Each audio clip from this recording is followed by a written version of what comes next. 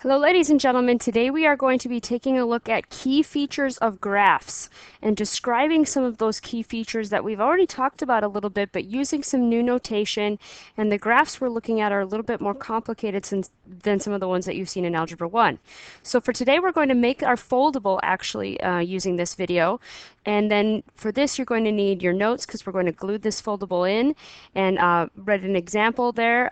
And also some colored pencils or markers to help color code the inside of this foldable because it does get rather complicated with a lot of things that are happening. So maybe some markers or colored pencils, you might want to use those to highlight or make emphasis on certain areas as I go through this video with you. So our learning targets today are that we can determine where local minimums and maximums are on a graph. We can determine where a graph is increasing or decreasing and state it using interval notation again, and then find the x and y intercepts of a graph. So this is a picture of what that foldable is going to look like. It's already there provided for you. You just need to fold in and cut on the lines to make these little flaps here. And we'll have x and y intercepts, increasing and decreasing intervals, mins and maxes, and then some vocab words of zero, roots, solutions, x-intercepts, all of those meaning the same thing right there. So we're just going to fill this in. Most of it is filled in for you. You just need to either write a few words in some blanks or highlight a few areas on that graph, and then your foldable will be done. So this is what it looks like here in front of you. Make sure you're folding on that green line to fold in to make those windows that we saw, and you're going to go ahead and cut on those red lines there. And we're going to fold inside so that the graph, as you see in this picture, is inside and revealed when you open up those little flaps. All right, so once you have that sort of outline, then we're just going to fill this in here.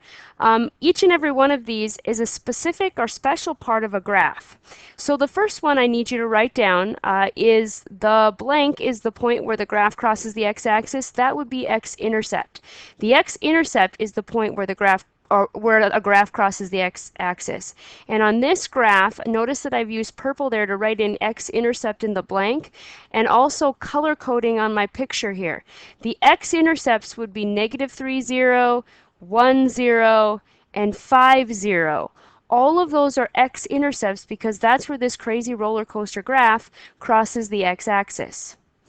Now, just like it can cross the x-axis, it also crosses the y-axis, and that would be a y-intercept. So again, color coding, the y-intercept is the point where the graph crosses the y-axis. So in red, on my graph in the middle there, I'd go ahead and draw in a red dot there, marking the y-intercept, which is 0, 2. So the idea of being an x-intercept and a y-intercept is not necessarily something new to you. But now we're going to take a look at increasing and decreasing intervals, and this is probably something new to you. You understand the idea of increasing and decreasing. As I look at this graph, we always should remember we read left to right. So starting at the left, I'm going to read left to right. I'm just going to make a note here. Starting on the left-hand side of the graph, you'll see that if I were to drive a car on this graph here, starting at the left-hand side, it would be going up first. That means it would be increasing along this interval. Along that portion of the graph, we would be marking some increasing values. So a function is increasing, notice in yellow there, on an interval if the y value increases as the x value increases. And that just means as we're moving left to right. So if I were to mark or color code that, I would color code that in yellow there to match the idea of that being increasing. So that part of the graph, it's almost like that part of the graph has that positive slope going on there. It's positively increasing there, but there's another region on this graph that does the same thing. If that car were to keep traveling and reach the top of this hill, it would turn around and go down. This would be the decreasing part of the graph. And then if it were to come back around, it would start going back up again. So there's two parts on this graph that are actually increasing, and both of those parts get yellow. Now that middle section there is a decreasing interval. The function is decreasing on an interval if the y value decreases as the x value increases. So that would be that middle portion right there, that downward sloping portion. That is the decreasing portion of the function. So increasing and decreasing, pretty easy to pick out on the graph. We'll take a look at one example that you're going to get in your notes here in a minute on how we write those intervals. But first, let's talk about the right side of this foldable here. The blank is the y value of the highest point on a particular region on the graph. That would be a maximum. Maximum is the highest point on a particular region of a graph. So it's kind of like you look at these graphs and think about mountains and valleys. If I were to highlight where a maximum would be, it'd be right here. That is a mountain that happens on this graph, whereas down here would be a low valley. So, or a minimum. So maximum and minimums are two things that we can find on these roller coaster graphs here.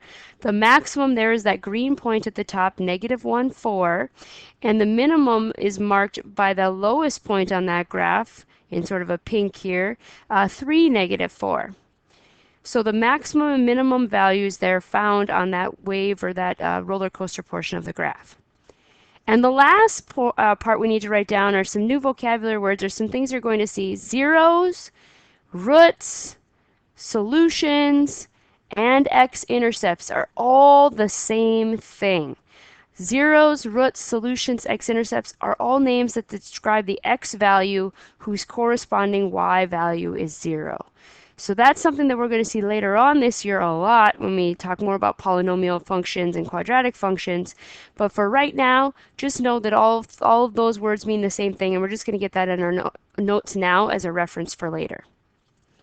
All right, so this is one example I need you to watch first, and then you're going to go ahead and write one in your notes, because you will need to draw the picture here next to all the pieces of information we're about to find. If you want to write two examples in your notes, this would be a good one to write down if you want a more complicated one, but I want to lead us through the complicated one first, and then we'll get into the one that you need to have in your notes that's more similar to what we're about to do. So we see here we have a blue graph, or a blue graph represents a function. I don't know what the equation is. It doesn't really matter. We need to be able to identify key features. So if I look at this graph, where are the x-intercepts? The x-intercepts are located here on the x-axis. So that'd be -4, -3. Ooh, this looks like 1/2, and this looks like 3. So I'd say I'd have actually 4 x-intercepts. -4, 0, -3, 0, 1/2, 0, and 3, 0. Now what about my y-intercepts? Where does this cross the y-axis? It appears it crosses right here at -2, so I'd say that point is 0, -2. The blue function doesn't cross the y-axis anyplace else, so that's the only y-intercept we have. Now, increasing and decreasing intervals. This is the part that's new for you. So understanding interval notation isn't new for you, but how do you identify that on the graph?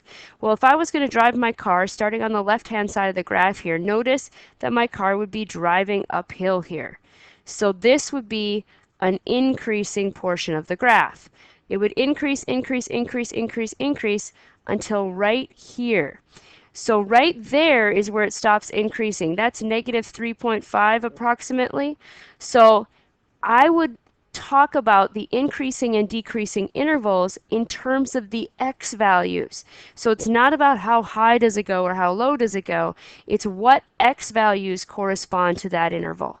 So I would say I am increasing from over here, -infinity, until I hit this x value of -3.5. So my increasing interval goes from -infinity until -3.5. Now remember, we have a parenthesis here. We're going to place a bracket here. That is one interval where my function is increasing. Now let's keep going on our function from -3.5. Now we're going decreasing until right here. What x value corresponds with right here? -1.5 about. So we'd say I am decreasing from -3.5 to -1.5. That interval, those x values now, not the y's, but the x values that mark those beginning and end of that interval, those are the ones we want to pay attention to. So now our function, we're down here. Now we would be back to increasing. We would say I'm increasing from this value of -1.5 on the x-axis all the way till here. That is an x value of 2. So I would be increasing from -1.5 to 2. And then finally, I go from 2, x value of 2, all the way down. Remember, this graph gets wider and wider and wider forever to positive infinity on the x-axis here. So I would say I'm decreasing from 2 to positive infinity. I'm going to put a parenthesis on that one. So listing my increasing and decreasing intervals. There was multiple intervals here, you guys, that are increasing. There are two that are decreasing. That can happen. So now let's talk about maximums. Maximums are those mountains. I see one right here and I see one right here. We want the y value there, not the actual point, but just the y value. So the y value at that lower one right here, the y value is, looks like 1. And my other y value is, looks like 5. These are my two maximum values. My minimum value is down at the bottom down here. Looks like that would be negative 5.5. So I'd say y equals negative 5.5 for the lowest it goes. So maximum is how high does it go, minimum is how low does it go. And now let's talk about domain and range again. So domain and range, again, we're going to write using interval notation. Visualize the little flaps folding in there on the sides for my domain, my x values. If I fold in the sides and want to write about all the x values, they go from negative infinity to positive infinity. And my range values, visualize folding down. If I fold the flap down, it would touch right here. There's no y value that goes above that spot, but they do go on forever downwards here. So I'd say my range goes from 5 to negative infinity. Oh, I should write that backwards. Here we go. How about this way? Negative infinity to 5. I'm going to put a bracket here like this. Remember, least to greatest. Very good. All right, it looks lovely. We have our domain and range figured out. And now let's go to one for your notes. This one's a little bit easier to draw. This is why I would want you to get this one into your notes. You don't need the equation there if you don't want to, but it's a basic parabola, something that you learned about in Algebra 1. And we need to list all the key features again based on what we see in this graph. So x-intercepts, y-intercepts. Here we go. Let's start there. X-intercepts crossing the or x-axis both at -1 and at +3. So I'd say I have an x-intercept at -1, 0 and +3, 0. My y-intercept is where does it cross the y-axis? Right here at -3. So that point is 0, -3. Increasing and decreasing intervals. Remember, we start on the left-hand side of the graph. Picture my little car. Oh, this is the worst car ever. Picture a little car driving down. This would be a decreasing portion of the graph till here. So I'd say I am decreasing on the interval from negative infinity, because we're talking about the x-axis, negative infinity. This would be the negative infinity side of the x-axis. All the way to here till the x value of, look above it, 1. Close that interval, okay?